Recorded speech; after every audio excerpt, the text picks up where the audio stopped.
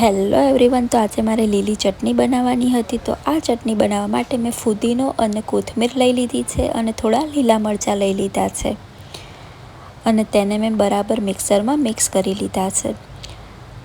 કોથમીર થોડી વધારે લેવાની છે અને ફુદીનો થોડો ઓછો લેવાનો છે અને લીલા મરચાં અહીં મેં 4 થી 5 નંગ લઈ લીધા છે. ત્યાર પછી અડધી ચમચી મીઠું એડ કરી લેવાનું છે અને ત્યાર પછી શેકેલું જીરું હોય છે તે અડધી ચમચી લઈ લેવાનું છે અને ત્યાર પછી થોડો લીંબુનો રસ ઉમેરી લેવાનો છે. લીંબુનો રસ અહીં મેં 2 લીંબુ લઈ લીધા હતા અને 2 લીંબુનો રસ મેં ચટણીમાં ઉમેરી લીધો છે. લીંબુનો રસ થોડો વધારે જ ઉમેરવાનો છે જેથી કરી આપણી ચટણી સરસ મજાની ખાટી અને તીખી બની જાય.